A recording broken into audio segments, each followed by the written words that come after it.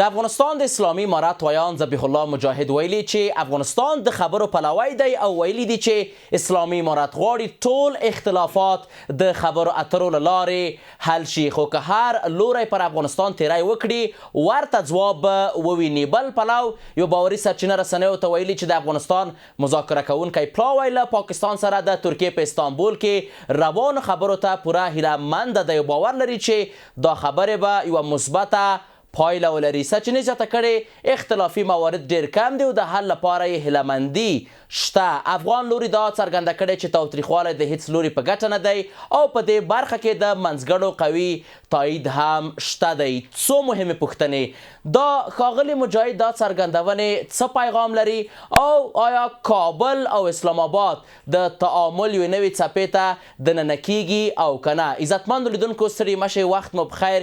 څېړنې ته ښه راغلاست. د بحث لپاره خپرونه کې راسره میلمانه دي هر یو د سیاسي چارو شنونکی ډاکټر زلمی افغانیار صاحب او د پوځي چارو کارپوه ښاغلی احمد خان اندړ صاحب. زه یوسف خان لالیه. میلمنو ستړي مشئ، وخت مو بخیر.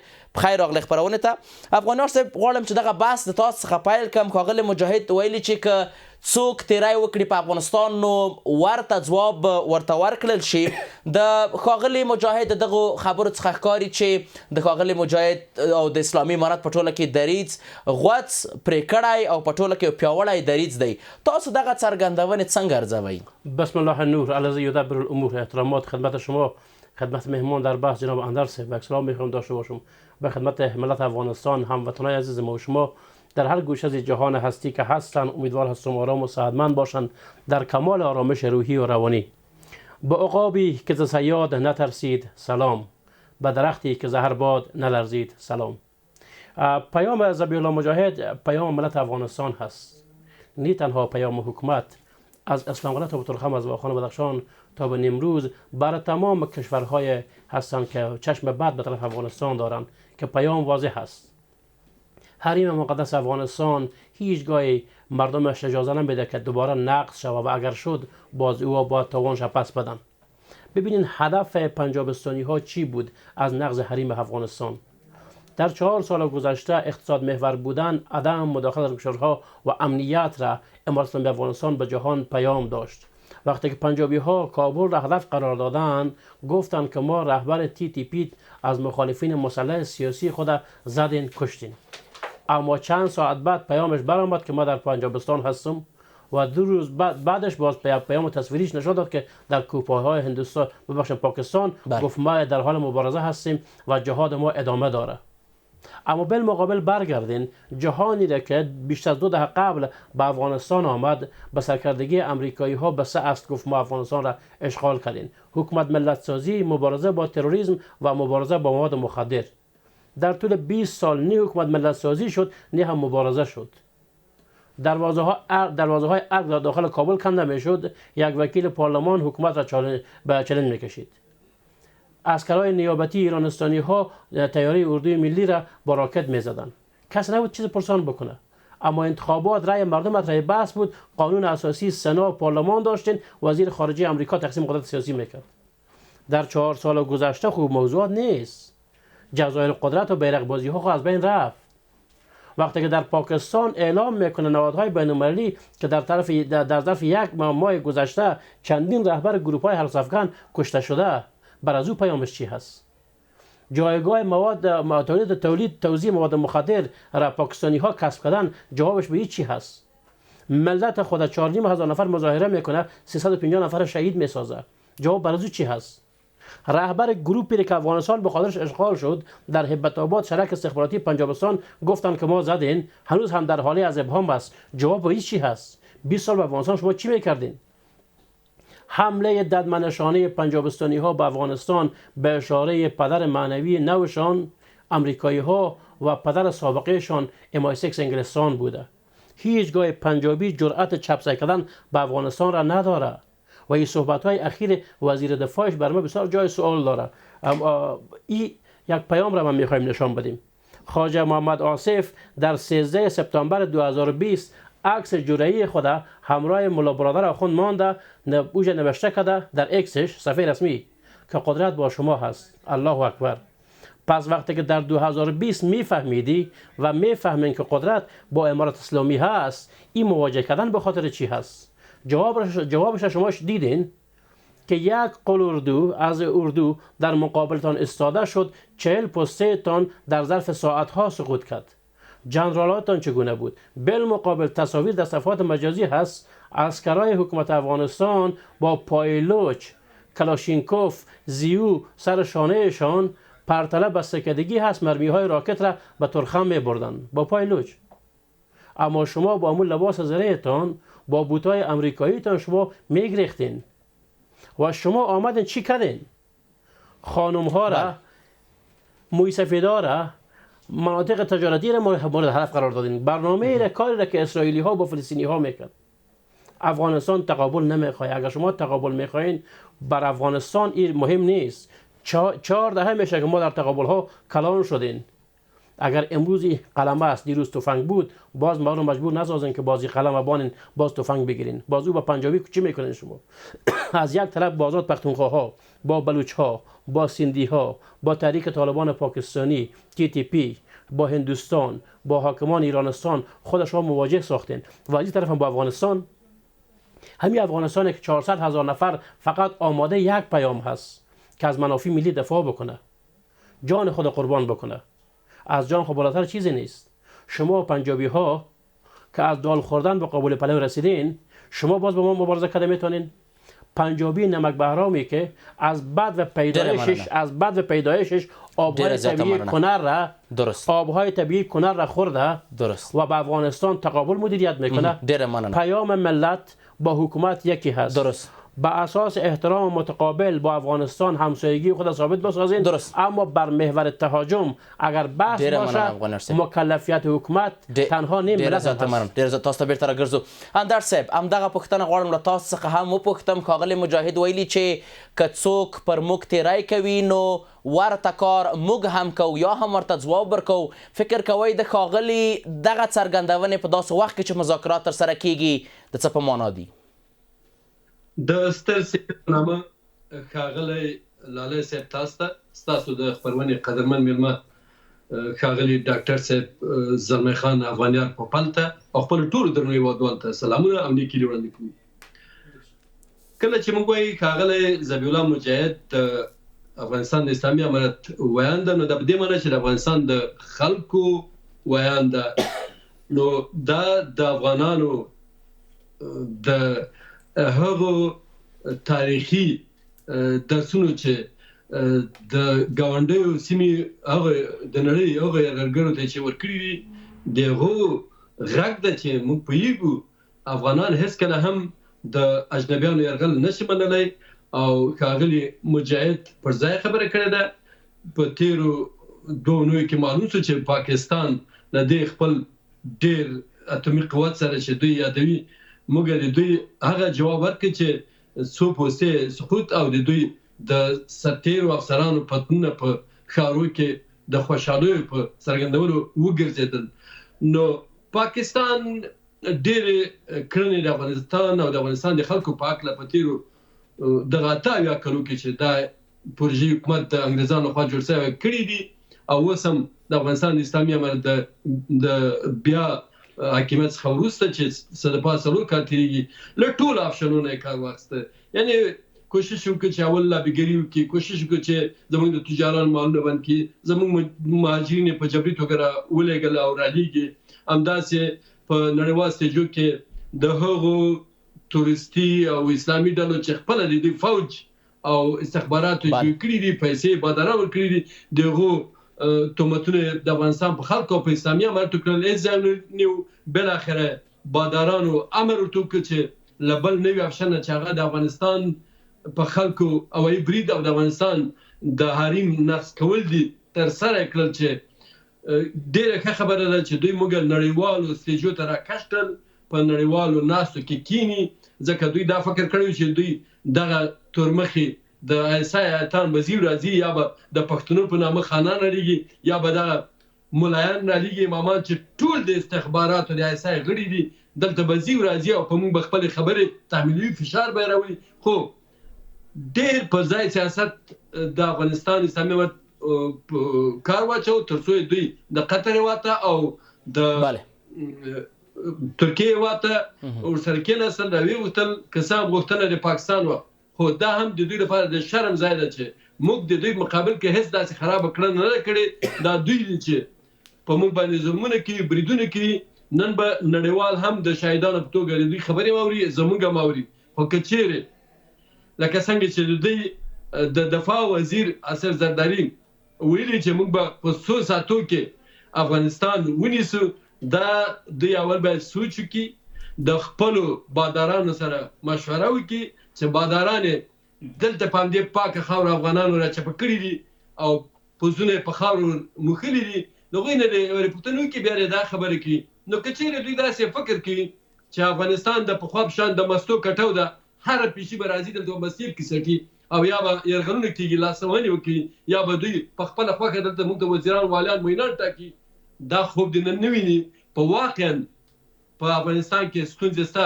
اسلامي امارت هم ستونزې لري خو دلته یو افغاني اسلامي حکومت ده چې ټول افغانان د پاکستان دغه تورې کړنې چې زموږ هوایي حریم یې نقض کړ که څوک د طالبانو مخالف و که موافق و په بهر او په داخل کې یو موټی کړل او د پاکستان لپاره به دا ورې دغسې جوابونه چې دلته بیا نه پخواني چپي ووایم چې خلقیان پرچمیان یا مجاهدین یا طالبان یا تکنوکراتان دا ټول به پاکستان ته یوي او یو شوي هم دي په ټولو میډیاګانو کې غږ په موافقت سره ترسره کړه او د پاکستان دا ورې په واقع چې د جرړو ویستلو وخت راغلی ده پاکستان په خپله په ډېرو لومو کې راګیر ده دوی کوشش کوي چې دغه سناریو سوري وکړي تر څو تکتیکونه په کار واچوي په میډیا کې موږ مصروف وساتي نه واقعا چې افغانان کولی شي د دوی جوابونه وایي او په داخل کې هم د دوی وضعیت خرابه ده لکه څنګه چې ښاغلي ډاکټر صاحب افغانیار ویلي بلوچستان ورته جګ دي پښتانه ورڅخه ناراضه دي شپه ورځ په تظاهراتو کې دي سندان ورڅخه خوابدي دي په خپله پنجاب کې راز کړۍ پیدا شوي دي د پاکستان د دغه پروژې حکومت په ناسالمو سیاستونو باندې پوه شوي دي چې دا هم د پاکستان د عامو شریف خلکو په نقص دي هم د ګاونډیانو او هم په نړۍ کې د جګړو یا په سیمه کې جګړو راوستل غواړي چې دوی بیا غواړي چې کمیشنونه واخلي او د افغانانو له وینو نه ګټې پورته کړي درست اندر صاحب پرون ټرمپ ویلي و چې د کابل او اسلام آباد ترمنځ به دی سوله کوي فکر کوئ چې ټرمپ ته ضرورت شته دغه رقم څرګندونې وکړي ولې دا څرګندونې کوي مننه کوم لالی صاحب دا پوښتنه تاسو په تېره خپرونه کې زمانه وکړه بله ګورئ دا منو چې امریکا یو زبر ځواک ده چې اوس هم ډېر قوت په نړۍ کې لري خو امریکا که واقعا د افغانستان او د پاکستان په منځ کې سوله کوي په داسې حال کې چې موږ هېڅ هم نه دي کړي امریکا دی د افغانستان د اسلامي امارت سره سیاسي تعامل پر مخ بوځي زموږ په میلیاردونو ډالرو پیسې راخوځي ډېره مننه او پاکستان ته دی اردو ته دی او د دوی استخباراتو ته مرسته نه کوي پیسې دې ودروي پاکستان په خپله اصلاح کېږي ضرورت به دې ته نه وي موږ مننه ورسره کوو خو دلته دوی خپله امریکا او انګریزان او داسې سعودي عربستان نور هېوادونه چې کوشش کوي اوبه خړې کړي کبان ونیسي صحیح ډېره مننه عزتمندو لیدونکو اوس هم لنډه دمه لرو بېرته راګرځو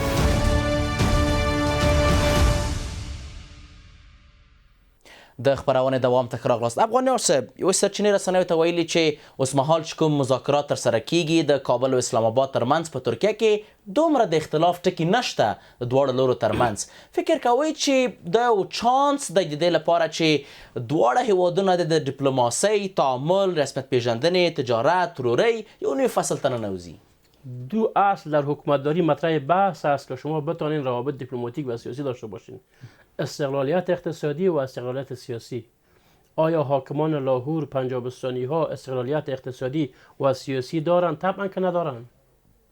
وقتی که 78 سال قبل روسیه و انگلستان این قده سرطانی را تحت نام یک کشور ایجاد کرد به هدف تنظیم بالانس سیاسی در کشورهای آسیا و میانه و مرکزی بود. همون شکل که اسرائیل را به خاطر کشورهای عربی ایجاد کرد. به مسابقه یک قلعه جنگی هست به مسابقه ازی هست که ناآرامی را او مدیریت بکند.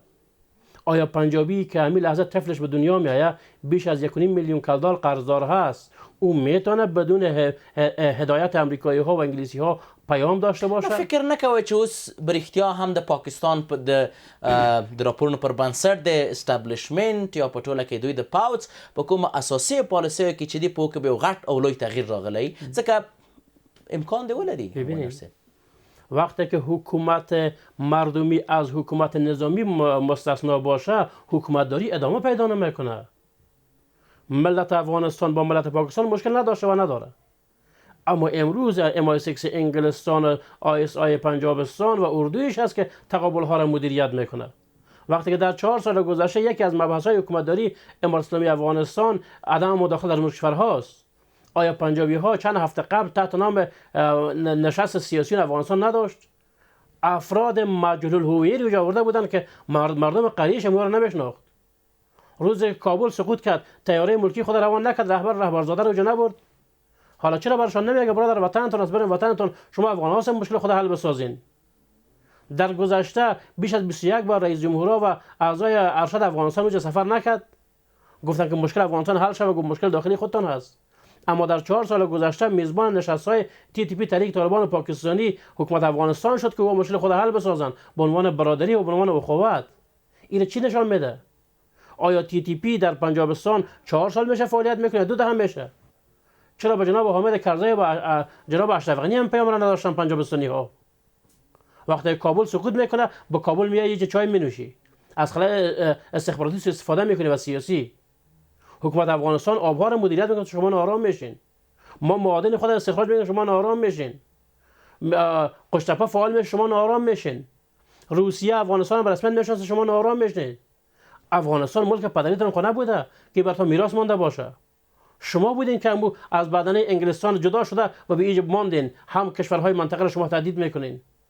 اگر هدف تقابل ها باشه ایره مطمئن باشین کشوری به نام پنجابستان در پهلوی ما نخواهد باشه. آزاد پختونخوا ها، بلوچ ها، سندی ها، TTP اقراق حق خود میکنه، افغانستان هم اراضی جدا شده ایش را پس به افغانستان برمیگرده. ایره باید پنجابی ها خوب بفهمن. ما برای از دست دادن چی دارین؟ 4 سال میشه که روز 1000 تابوت پشت دروازه خانه افغان ها مانده نمیشه. احزاب 7 گانه و 8 گانه را کی برای ما ساخت؟ و هدف چی بود؟ نظام ها را چرا مزمحل کرد؟ این پنجابی یادش باشه زمانی که ضیاءالحق در حاکمیت قرار داشت، سردار داود خان شهید سفربری ها را آماده کرد، اردو را آماده کرد که برای اوجه جنگ بکنن و اون اراضی اشغال شده را جدا بکنه. ضیاءالحق خانم خود روان کرد به کابل، چادر خود پیش سردار داود خان گرفت که شما افغان ها غیرت دارین، به خانم ها احترام دارین، به کشور ما حمله نکنین که ما هیچ چیز ندارین. افغان ها وقتی که به چادر زن پنجابی احترام قائل میشه، تو چه کار است که به اساس هدایت انگلیسی ها حریم افغانستان رو نقض میکنی؟ ډیر زیات مننه افغانستان. تاسو بیرته راګرځم مندر صاحب. پاکستان وخت نا وخت ویلي چې دوی غواړي د اسلامي امارت سره ښې اړیکې ولري، بیا کتل کیږي چې کله ناکله تیری کوي، کله ناکله بمبار کوي. اوس بیا دغه مذاکرات ترسره کیږي. نن درېیمه ورځ ده په ترکیه کې. دغه مذاکراتو ته څومره امیدواري ده چې دغه خبرې اترې به آخري خبرې اترې وي، وروسته له دې به هر څه ښه کیږي، تقابل به تعامل ته بدلیږي؟ مننه کوم لالی صاحب. افغانان سوله دوسته خلک دي که جګړې کړي د یرغل ګروپ مقابله کړي دي. د پاکستان سره موږ ډېر ګډ مشترکات لرو، که هغه سیاسي دي، اقتصادي دي، تجارتي دي، مذهبي دي، ژبني دي، فرهنګي دي. موږ دې ته ژمن یو. افغانانو تل د پاکستان له خلکو نه مننه کړې چې په ډېر داسې خراب وختو کې دوی سره کومکونه کړي دي. خو د دوی حکومت د پوځ او د استخباراتو په لاس کې چې استخبارات او فوج د انګریزانو له امریکا لخوا اداره کیږي، هیڅ په خپل واک نه دي. هغوی په خپلو خلکو رحم نه کوي. تاسو ولیدل چې تېره اونۍ په خپلو خلکو فایرونه وکړل، ویې وژل، د موټر لاندې کړل. نو هغوی دغه څه چې تورستي ډلې دي دوی خپل هیواد کې جوړ کړي، تمرینوي، نه یوازې افغانستان ته ډېرو نورو هیوادو ته یې لیږي. نړۍ په خبره ده، خو باداران یې دوی نه حفاظت کوي. دوی کوشش کوي له راز تکتیکونو کار واخلي. ما مخکې مې ویل کله لابیګري کوي، کله ایتان اړوي، کله زاري کوي، کله بیا داسې بمبارتونه کوي.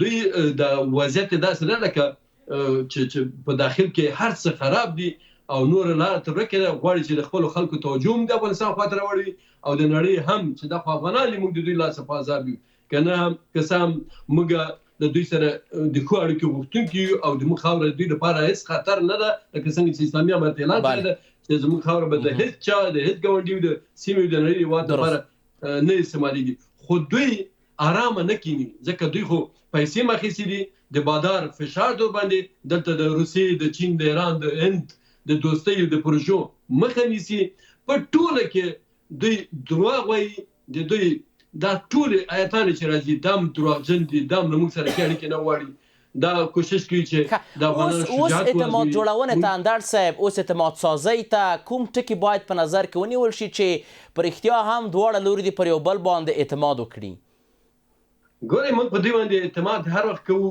دا دوی دي چې خنډونه جوړوي خو اوس د دوی موضوع نړیوالو سټیجو ته راغلې ده ترکیې ته داسې اسانه فکر مه کوئ ترکیه نیمه په اروپا کې پرته ده نیمه په اسیا کې هم داسې د ناټو سره هم غړی هېواد ده او په نړۍ کې یو ډېر قوي مقتدر اسلامي هېواد ده چې هغه د افغانستان ټولو حکومتونو سره ښې اړیکې لري د افغانستان پرمختګ غواړي په افغانستان کې ډېرې پروژې غواړي د افغانستان امنیت د ترکیې او د سیمې د نړۍ لپاره ترکیه په دې پیږي چې ډېر مهم ده نو ځکه زه ویلی سم چې اوس ډېر نړیوال دې ته متوجه کېږي دلته به درواغجن دوی په اصطلاح بګواس ویونکي او دروغ ویونکي تهمت ویونکي ټول معلومیږي ځکه هلته تعهد اخیستل کېږي ډېر شاهدان دي نړۍ خبره ده چې افغانستان کې یو سرتاسري امنیت ده دا پاکستان ده چې تهمتونه کوي باني کوي خپل امنیت نشته ساتلی خپل اقتصاد خرابه ده او څه نوې پروژې اخیستې د بازارونو ډک کراچي موږ باید د پاکستان سره د ټولو ګاونډیو سره د پاکستان ایران سره باید ډېر اساس وچلېږو چې دوی روږدي شوي دي پخوا دوی کوشش کړی چې د افغانستان جګړو نه ګټې پورته کړي بیا یوه جګړه ولي خو دلته اوس نه یوازې چې ترکیه کې په قطر کې دا ناستې وشوې دلته نړۍ ټوله نړیواله ټولنه او قوي هېوادونه چې زموږ څنګ کې دي چین روسیه هند ایران او د مرکزي اسیا هېوادونه متوجه دي د پاکستان د ظالمانه کړنو ته او د دروغو ته خو ښه خبره دا ده چې د خبرو لارې هر څه حل کړو دا له افغانانو نه هم زیات د پاکستان خلکو ته به ګټه ده حکومت خو پروژې ده د پاکستان خلکو ته به ډېرې ګټه بله بیرته ته راګرځم اندر صاحب افغانیار صاحب یوه نیمه دقیقه وقت لرو څه باید ترسره شی حل لاره څه ده ببینین در بعد داخلی ما تشکلی از ملت افغانستان میخوایم داشته باشیم هموطنان عزیز ما شما که چی در داخل و بیرون اتحاد و انسجام خود نشان دادن اختلافات فکری و سیاسی رو گوشه ماندن گفتن همه ما یکی هستیم اما یک تعداد که حلقه غلامی هنوز هم به گوششان هست پیام های بالا و پایین داره ما قبل از این میخوام از یک پیام داشته باشم کسی که قلم را میگیره کسی که مقابل مایک قرار میگیره و ایجا صحبت میکنه او میفهمه همه چیز را با مسابقه کسی که تفنگ را میگیره در مرز سینه سپر میکنه از منافع ملی دفاع میکنه پس لطف کنین بر ما پیام اضافه نداشته باشید در رابطه با پاکستان اگر ما بیاین پالیسی پنجاب ثانی ها را قبول بکنین یک حماقت سیاسی هست آزمودن خطاست در 4 دهه گذشته همیشه به خونبه‌های ملت افغانستان یا معامله کردن و معامله میکنن اما خوشبختانه حکومت فعلی افغانستان این خوب درک میکنه و به اون اساس بود که نه بر وزیر دفاعش نه بر وزیر داخله و نه هم بر رئیس آیش ویزا داد که به کابل سفر بکنه دست به دامن حاکمان ایرانستان شدن دوحه شدن و عربستان که شما نشست را مدیریت بکنین و در دوحه صحبت انجام شد و این نشست ترکیه هم که برازیو هم پیشنویس را داده تا اون پیام هست عدم مداخله در کشورها و حفظ حریم افغانستان در 4 سال همین پیام بود هدف تقابل پاکستانی ها چی بود تروریسم خب رهبری تروریسم چرا در کشورش از بین میره مبارزه با مواد مخدر چرا مقام اول نگرفت عدم حضور خارجی ها و تهدید کشورها پایگاه بعد بیره یعقوب‌آباد نظرآباد شمسی و پایگاه دیگه چرا داخل آمریکایی هاست کشتی های جنگی آمریکا در کراچی چی میکنه هم تهدید بر چین هست هم بر روسیه هست هم بر افغانستان هست این که خواب ها و ناآرامی های ترامپ از میدان هوایی بگرام و جایزه نوبل او را ناآرام ساخته پنجابی را اکتیو میسازه افغان ها از وطن خود دفاع کرده میتونن همون شکلی که در مقابل انگلیسی ها 2 دفعه در مقابل روس ها و در مقابل امریکایی ها وقتی که نطفه ناخلفشان عساکر MI6 انگلستان در لاهور هستن افغان ها در مقابل از او از وطن خود دفاع کرده میتونن ډېر عزت مننه اندر صاحب حل لاره څه ده څه باید ترسره شي په لنډو کې ډېره مننه ښاغلی لاله صاحب ښه پوښتنه همدا ده چې څه باید ترسره شي موږ افغانان باید یووالی وکړو. په کور دننه کې اسلامي امارت ډېرې دندې لري. موږ باید نور پرېنړو چې داسې هېوادونه لکه پاکستان یا نور په موږ باندې تخت و تاز وکړي. موږ ته یووالی مهمه ده او په کور دننه کې د پاکستان، د پنجابستان او د ایران د نورو هر هېوادو کې د روسیې کې د امریکایي اجنټان باید په ګوته شي، تعقیب شي. هغوی باید په حضوري چمن کې په دار وځوړل شي تر څو درس واخلي که چیرې پاکستان دلته اجنټان درلودی دومره زغرد خبرې نه کولې. تاسو وګورئ ښاغلی لاله صاحب، زه یو پخوانی افسر یم، اوس دلته په سویډن کې معلومي کومه. زما فیسبوک بند شوی دی پاکستان لخوا. دوی په فیسبوک کې په لکاو نفره د دروغ جعلي کې نیولي افغانان په تعصبي جګړو سره چې دا ټول دوی دي. کله نجونې پیدا کړي. ډېره مننه. ګورئ همداسې موږ نورې میډیا باندې دي. ډېره مننه. موږ باید د دوی اجنټان هماسې پرېنږدو چې بله په افغانستان ډېره کې زیاته مننه. لاسوهني وکړي او د دوی ځینو کړیو ته ځینو کارو ته لاره ورکړي. ډېره زیاته په کور دننه کې باید هر هغه اجنبي ته کار کوي هغه باید له منځه یوړل شي. افغانستان به ګل او ګلزار شي. افغانان به خپل یووالی وکړي او یو ښه قایمي او دایمي حکومت. ډېره زیاته مننه. د سیاسي چارو شنونکی ښاغلی ډاکټر زلمی افغانیار صاحب، د پوځي او سیاسي چارو کارپوه ښاغلی احمد خان اندړ صاحب. په خپرونه کې ستاسو له حضور څخه نړۍ منندو یم. عزتمندو لیدونکو، د نن څېړنه هم پر همدې ځای پای ته ورسېده. تر بیا کتو په الله پاک مو سپارم. ښې چارې.